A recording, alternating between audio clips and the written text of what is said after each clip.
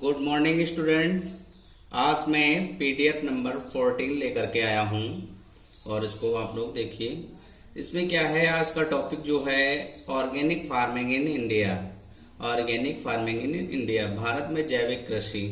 तो देखिए, भारत में जैविक कृषि के बारे में मैंने इससे पहले भी आपको अगले नेक्स्ट सेमेस्टर में भी बताया था और फिर से मैं आज बता रहा हूं। देखिए, भारत में जैविक कृषि के विकास, मतलब भारत में जैविक कृषि के विकास के बहुत सारे आयाम हैं, मगर यहाँ पे जो मैंने आपको बताया है 3 आयाम जो इसके मुख्य होते हैं, 3 आयाम हैं और इसे अपनाया जा रहा है। देखिए, इसके अकॉर्डिंग क्या है, किसान द्वारा विभिन्न कारणों से जैविक किसानों की पहली श्रेणी जो नॉन इनपुट और लो इनपुट यूज जोन में स्थित है। यानी कि जो देखिए फर्स्ट श्रेणी किसान इसमें आती है ऑर्गेनिक फार्मिंग की, इसमें क्या देखिए नॉन इनपुट और लो इनपुट जोन में स्थित है। इसके लिए ऑर्गेनिक जीवन का एक तरीका है और वो इसे एक पारस्परिक रूप में कर रहे हैं। और सेकंड श्रेणी है आपकी, जैसे देखिए द्वितीय श्रेणी में पारस्परिक उच्च इनपुट गहन के लिए आवश्यक है। देखिए यहाँ पे जो फर्स्ट श्रेणी के अकॉर्डिंग जो सेकंड श्रेणी में बताया गया था कि फर्स्ट में बताया गया कि नॉन इनपुट लो इनपुट और के अकॉर्डिंग जीवन, मतलब किसान का ऑर्गेनिक सिस्टम्स के अकॉर्डिंग चलना, और सेकंड में बताया गया है कि उच्च इनपुट गहन कृषि के लिए आवश्यक संसाधन। यानी कि जो सेकंड श्रेणी का पर्पस है कि हम ऑर्गेनिक सिस्टम के अंतर्गत जो भी नियम या जो भी ऑर्गेनिक सिस्टम के अंतर्गत खेती करने वाले जितने भी हमारे इम्प्लीमेंट होते हैं उनकी क्या संसाधन है और जैविक कृषि में उनका क्या काफी महत्व है और क्या इनके सिस्टम्स हैं, कैसे इनको अपनाया गया आता है, किस तरीके से इन पर सरकार द्वारा जोर दिया जा रहा है, क्या क्या मतलब सिस्टम्स को फॉलो करनी चाहिए। ये सारे सिस्टम सेकेंड सेमेस्टर में आते हैं। और इसमें सेकेंड श्रेणी में पारस्परिक कृषि के प्रभाव कम मिट्टी की उर्वरता भोजन के रूप में भी हो सकती है। देखिए, जो सेकेंड श्रेणी का पर्पस यहाँ पे बताया गया कि देखिए भोजन के रूप में, यानी कि खाद्यांश के अकॉर्डिंग जो भी फसलें उगाई जाती हैं और उसमें ऑर्गेनिक सिस्टम अपनाया जाता है, उसमें देखिए सेकेंड श्रेणी के अंतर्गत आता है। और थर्ड श्रेणी की जो सेकेंड यानी कि थर्ड श्रेणी का जो पर्पस है यहाँ पे, जो थर्ड श्रेणी के अंतर्गत जो भी आता है, इसमें क्या है कि जो सिस्टम्स या जो भी ऑर्गेनिक सिस्टम्स अपनाए गए हैं उसमें कितनी बढ़ती हुई लागत और कम रिटर्न में शामिल किसानों को, मतलब एक व्यवस्थित रूप में वाणिज्यिक जैविक को अपनाया है। यानी कि देखिए थर्ड श्रेणी का पर्पस है जितनी भी यानी कि ऑर्गेनिक सिस्टम्स अपनाई जा रही हैं उसमें किसान द्वारा कितना लागत लगाया गया है और उन पर क्या है कि कम लागत लगाई जानी चाहिए, कितना रिटर्न हुआ है, कितना वापस हुआ है और कितना एक व्यवस्थित तरीके से, ठीक है, वाणिज्यिक कृषि को या वाणिज्यिक जैविक को अपनाया गया है। इसमें क्या है देखिए उभरते बाजार, यानी कि अगर हम जितना ज्यादा ऑर्गेनिक सिस्टम्स अपनाएंगे उसमें क्या है कि मार्केट में उतनी ही ज्यादा ऑर्गेनिक के द्वारा, ऑर्गेनिक खेती के द्वारा की गई फसल हो या वेजिटेबल हो, वो क्या है मार्केट में अधिक डिमांड होगी, लोगों को उसकी अधिक जरूरत होगी, तो मार्केट इससे क्या होगा और भी डेवलपमेंट होगा, किसान का भी फायदा होगा, मार्केट में भी, और इसके लिए काफी फायदेमंद होता है। इसके अवसरों से प्रीमियम की कीमतों कब्जे करने के लिए कृषि,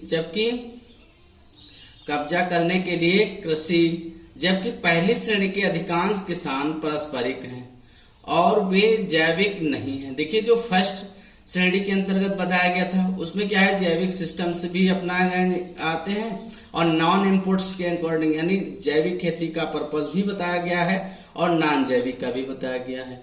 नॉन जैविक के अंतर्गत की जैसे वर्तमान समय में जैविक सिस्टम भी अपनाना और नॉन जैविक सिस्टम्स भी अपनाना। इसमें क्या है देखिए प्रमाणित, दूसरी श्रेणी के किसानों को प्रमाणित और गैर प्रमाणित दोनों प्रकार के किसान शामिल हैं। और जो सेकंड सिस्टम्स है उसमें क्या है देखिए जो सर्टिफाइड फार्मर्स होते हैं, नॉन सर्टिफाइड फार्मर होते हैं, वो दोनों प्रकार के ही अंतर्गत आते हैं। और तीसरी में क्या है कि वाणिज्यिक किसान जो सबसे अधिक ध्यान आकर्षित कर रहे हैं। इसमें क्या है जो फर्स्ट क्वालिटी के किसान जो ऑर्गेनिक सिस्टम के अकॉर्डिंग ही इन पर निर्भर रहते हैं और इनका काफी योगदान रहता है और ये मतलब ऑर्गेनिक सिस्टम्स के अंतर्गत काफी अपना एक डेवलपमेंट करना चाहते हैं और इसी के अकॉर्डिंग वो फसलों को उगाते हैं, मार्केट में पहुंचाते हैं। ये क्या है, सेकंड श्रेणी के अंतर्गत, थर्ड श्रेणी के अंतर्गत आता है। और संपूर्ण अजैविक कृषि इन वाणिज्यिक जैविक किसानों से संबंधित है। और देखिए जो यह सिस्टम है जैविक कृषि का, ये तो आप लोग पहले से ही मैंने बताया कि जितना भी जैविक सिस्टम है ये किसान द्वारा ही किया जाता है, किसानों के द्वारा ही किया जाता है। तो इस पे क्या है कि किसान ही सबसे अधिक डिपेंड है। इसमें क्या है कि किसानों को मतलब अधिक लागत नहीं लगानी पड़ती है, अधिक मेहनत भी नहीं करना पड़ता है, काफी इनको फायदा होता है और काफी पैसा भी इनको प्राप्त होता है। मार्केट की डिमांड के अकॉर्डिंग ही ये अपना आगे का काम करना पसंद करते हैं, ठीक है। और ये मैंने आपकी जैविक खेती, देखिए मैंने इसमें आपको एक डायग्राम के तरीके से इसमें डिफाइन कर दिया है कि ऑर्गेनिक फार्मिंग अपनाने में क्या कि जैविक खेती की जाती है तो उसके अंतर्गत क्या क्या मतलब वेजिटेबल्स या सीरियल्स में क्या क्या बेनिफिट है, ठीक है। फिर डायग्राम उसके सहित बता दिया है। और इसमें देखिए जो हमारे इंग्लिश मीडियम में स्टूडेंट हैं वो भी पढ़ लें, ठीक है। देयर इज देयर, इसको भी आप अच्छी तरीके से पढ़िएगा। और सेकंड आपकी हेडिंग है principle of organic agriculture. Principle of organic agriculture, जैविक कृषि के सिद्धांत क्या, ठीक है। तो देखिए जैविक कृषि के सिद्धांत के लिए इसमें क्या बताया गया है कि जैविक खेती के लिए प्रेरणा यानी कि किसी चीज को सिखाना, यानी कि अगर एक किसान जैविक खेती के अंतर्गत खेती कर रहा है तो उसको देख करके दूसरा किसान भी उसी से प्रेरणा लेना। उपयोग की जा रही है प्रथाओं और हम पर क्या हासिल करना चाहते हैं।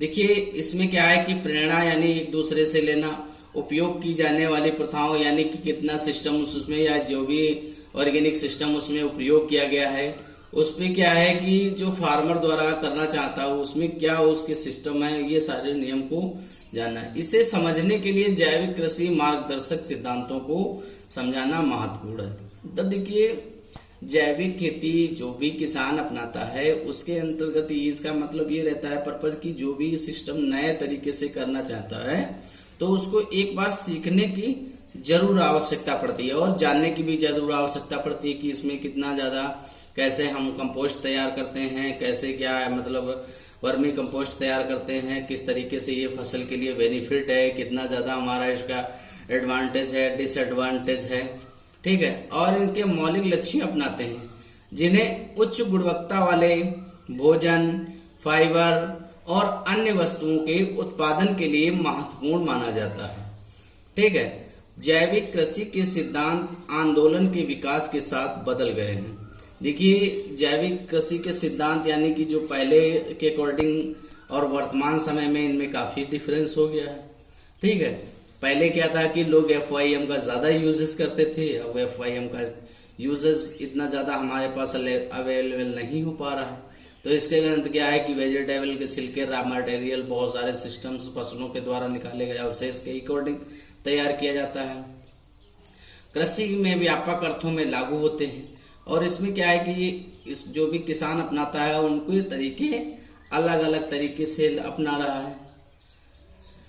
जिस तरह से लोग मिट्टी, पानी, पौधों और जानवरों का उपयोग करते हैं भोजन और अन्य सामानों का उत्पादन करने, तैयार करने और वितरित करने के लिए वे एक दूसरे से संबंधित है। देखिए जो भी यानी कि ऑर्गेनिक सिस्टम्स के अकॉर्डिंग जैसे कि यहाँ पर बताया गया सॉयल, वाटर, प्लांट, एनिमल्स, जिनके जितने भी ज्यादा उपयोग फार्मर कर रहा है ये क्या है एक दूसरे से डिपेंड है, ठीक है। जैसे मिट्टी में पानी देना आवश्यक होता है और पानी प्लांट को भी आवश्यक होती है। एनिमल्स, जो भी एनिमल्स एग्रीकल्चर या ऑर्गेनिक सिस्टम में भी फॉलो किए जाते हैं तो एनिमल्स को भी उसी के अकॉर्डिंग इनको भी जरूरत पड़ती है। भोजन और अन्य सामानों का उत्पादन तैयार करने के, वितरित करने के लिए इनमें इनका मुख्य पर्पज होता है।